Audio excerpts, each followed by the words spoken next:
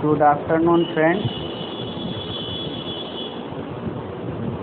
तो मैं फिर से हाजिर हूँ आपके लिए एक वीडियो लेकर के, जो कि हमारा रिफ्लेक्शन ऑफ लाइट के आगे का है। तो हम लोगों ने लास्ट वीडियो में दोस्तों कन्वर्जिंग मिरर और डाइवर्जिंग मिरर पढ़ा था। तो हमारा नेक्स्ट टॉपिक है रूल्स फॉर इमेज फॉर्मेशन, जिसमें हमारा रूल 1 जो है वो कहता है कि a ray of light parallel to the principal axis after reflection passes through the focus in concave mirror and appears to diverge in case of convex mirror।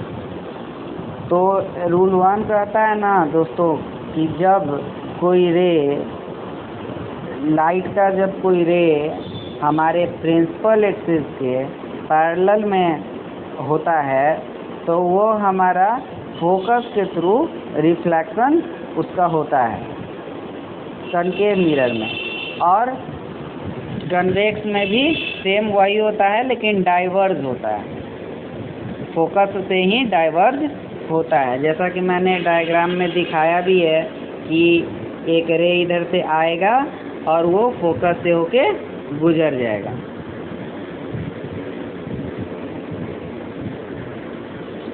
तो rule number 2 है कि अ रे passes through the principal focus of a concave mirror or a ray which is directed towards the principal focus of convex mirror after the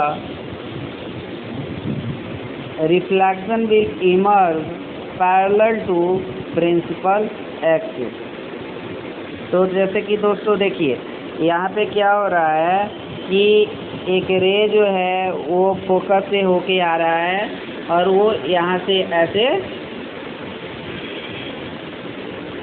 reflect कर गया, यानी कि ये जो रे है ये इंसिडेंट रे है और ये जो है हमारा रिफ्लेक्टेड रे। तो जब प्रिंसिपल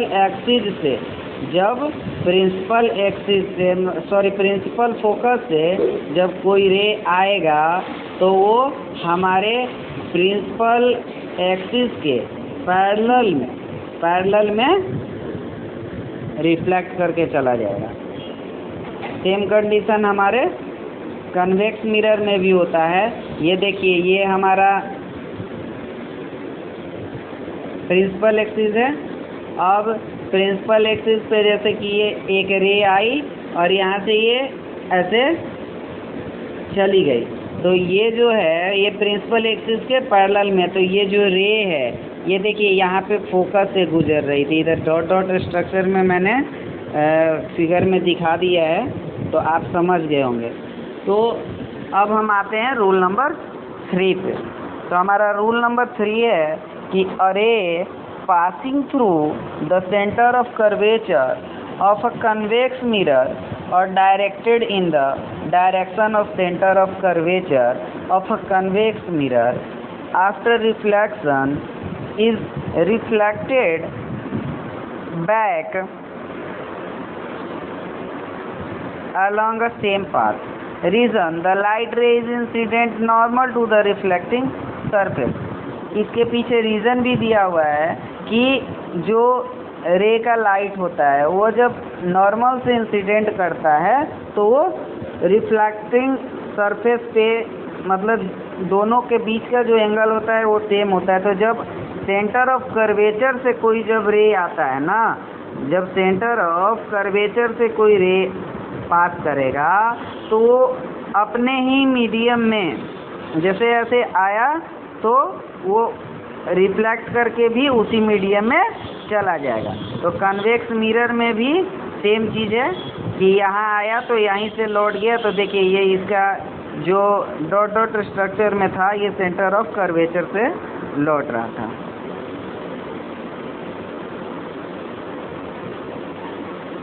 अब हम आते हैं रूल नंबर 4 पे। तो रूल नंबर 4 दोस्तों कहता है कि a ray of incident obliquely to the principal axis towards the pole is reflected obliquely, यानी अगर जिस एंगल से प्रिंसिपल एक्सिस पे पी पॉइंट पे कोई रे अगर आएगा,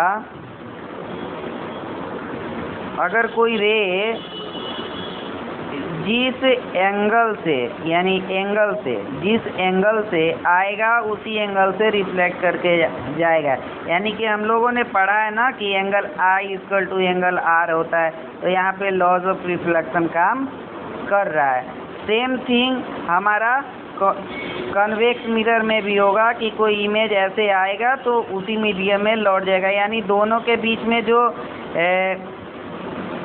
एंगल होगा वो इक्वल होगा, यानी आई इक्वल टू आर होता है, हम लोग जानते हैं। जैसा कि अब हम लोग इसके आगे पढ़ेंगे कि image formation by a concave mirror, कि कॉनकेव मिरर में किस किस तरह का इमेज फॉर्मेशन होता है। तो दोस्तों यहाँ पे आपको दिख रहा होगा कि मैंने एक इमेज बनाया है जो कि कॉनकेव मिरर है।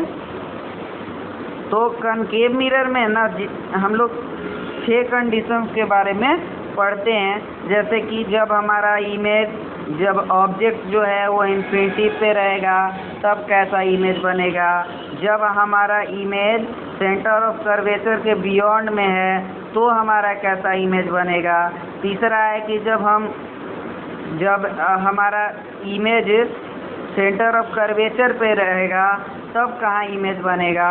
चौथा कंडीशन है कि जब ऑब्जेक्ट जो है वो सेंटर ऑफ कर्वेचर और फोकस के, सेंटर ऑफ कर्वेचर और फोकस के बीच में होगा तब कहाँ इमेज बनेगा। और पांचवा है कि जब फोकस पे रहेगा तब कहाँ इमेज का फॉर्मेशन होगा, उसका नेचर कैसा होगा। और जब हमारा P और F के मिड में प्रेजेंट रहेगा तो क्या होगा। तो हम लोग, मैंने इसके लिए एक चार्ट तैयार किया है जो कि आपके स्क्रीन पे आ गया होगा। तो जिसमें देखिए दोस्तों, मैंने लिखा भी है कि एट अ इन्फिनिटी, जब इन्फिनिटी पे ऑब्जेक्ट रहेगा तो उसका जो पोजीशन होगा इमेज का वो फोकस पर बनता है, और वो जो इमेज होता है ना वो हाईली डिमिनिश्ड होता है, और नेचर जो है इमेज का वो रियल एंड इन्वर्टेड रहता है। तो ये तो टेबल मैंने दिया ही है, हम लोग बाय वन इसको देखते हैं। तो सबसे पहला जो कंडीशन हम लोगों ने पढ़ा, जो पोजीशन 1 था, कि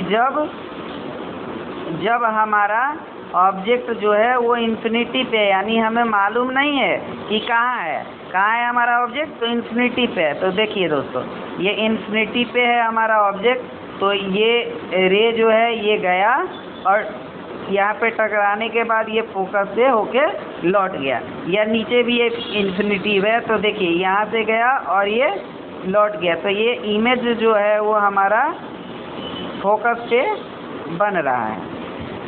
तो ये हमारा पहला कंडीशन था। और इस स्थिति में ना जो इमेज होगा ना वो पॉइंट साइज का होगा, यानी पॉइंट के तरह इसका इमेज बनेगा। अब हम अपने नेक्स्ट पोजीशंस के बारे में देखते हैं। तो नेक्स्ट पोजीशन मैंने टेबल में दिखाया भी था, या आपको बताया था कि बियॉन्ड सी, यानी सी सेंटर ऑफ कर्वेचर के पहले होगा। यानी कि देखिए ये रहा हमारा ऑब्जेक्ट ए बी, तो ये जो ए है ये आपका ये यहाँ गया और फोकस से होके ऐसे गुजर गया, और नीचे से, और यहाँ से देखिए फिर फोकस पे गया और फिर ऐसे रिफ्लेक्ट किया। तो देखिए ये जो इंटरसेक्टिंग पॉइंट है ना, ये हमारा इमेज बनेगा यहाँ पे। तो हम लोग कह सकते हैं कि जो इमेज है वो सेंटर ऑफ, जब इमेज हमारा बियॉन्ड सी रहेगा तो उसका इमेज सेंटर ऑफ कर्वेचर और फोकस के बीच में बनेगा, और जो कि डिमिनिश्ड होगा, मतलब एक्चुअल इमेज से थोड़ा सा छोटा होगा, और ये भी रियल और इन्वर्टेड ही रहेगा। अब हम लोग अपने अगले केस पे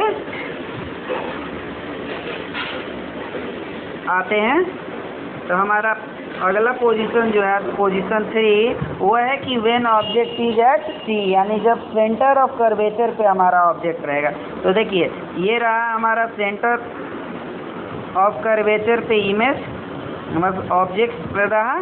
तो देखिए यहाँ पे भी ये ऐसे गया और यहाँ से रिफ्लेक्ट करके यहाँ पे आया, और एक जब फोकस से होकर जाएगा तो ये भी यहाँ पे आएगा। तो देखिए ये जो इमेज हुआ, ये जो इंटरसेक्टिंग पॉइंट हुआ, तो ये आपका इमेज जो है वो सेंटर ऑफ कर्वेचर पे ही बना। और सेंटर ऑफ कर्वेचर पे याद रखिएगा कि जो इमेज होता है जिस साइड का पहले था उसी साइड का बस उसके नीचे में बनेगा।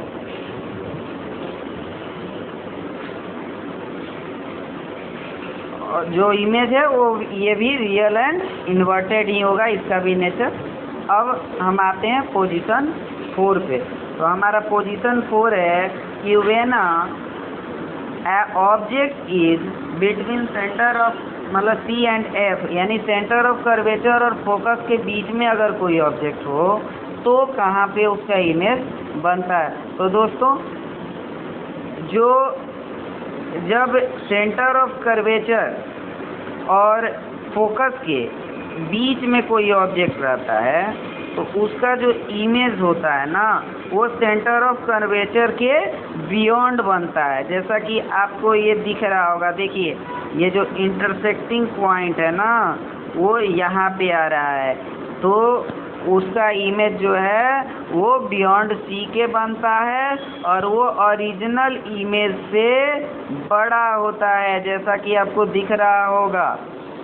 तो इसका भी जो नेचर है ना वो रियल एंड इन्वर्टेड ही होता है।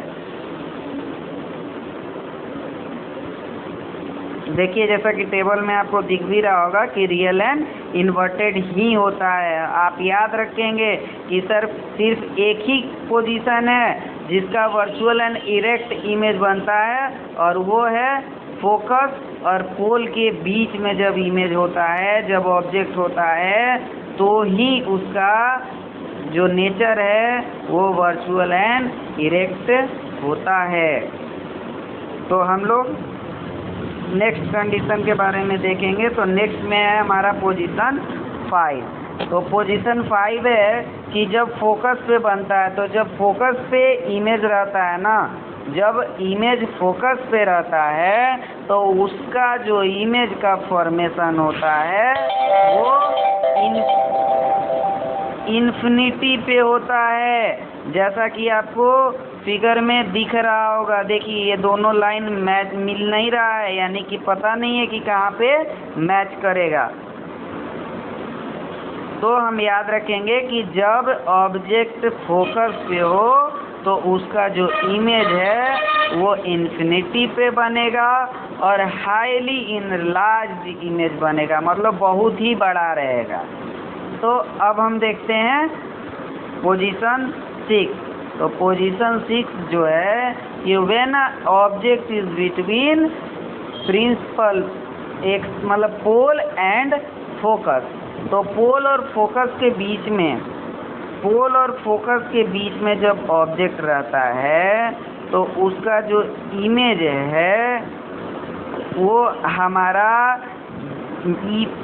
मिरर के बियॉन्ड में बन रहा है। आपको दिख रहा होगा कि इसका जो इमेज है वो मिरर के बियॉन्ड में बन रहा है, और इसीलिए जो इसका इमेज है वो एक्चुअल इमेज से, ओरिजिनल इमेज से बड़ा होगा। और ये क्योंकि मिरर के बिहाइंड में बन रहा है इसलिए इसका जो नेचर है वो वर्चुअल और इरेक्ट होगा। तो यहाँ तक हम लोगों ने पढ़ लिया कि इमेज के फॉर्मेशन का क्या क्या रूल है, और कॉनकेव मिरर में पोजीशन नेचर क्या होता है किसी भी ऑब्जेक्ट का। तो मैं आप लोगों के लिए कुछ क्वेश्चंस भी लाया हूँ, जैसे कि आपके लिए एक क्वेश्चन है प्रैक्टिस के लिए कि draw the image formation in case of concave mirror. Concave mirror के केस में इमेज का फॉर्मेशन कहाँ पे होगा? जब इमेज जो है वो वर्चुअल एंड इरेक्ट बने, जब इमेज जो है वो सेम साइज का बने, और लास्ट है कि जब ऑब्जेक्ट जो है वो फोकस पे होगा तो उसका इमेज फॉर्मेशन कहाँ होगा। तो आप लोग इसको प्रैक्टिस कीजिएगा। तब तक के लिए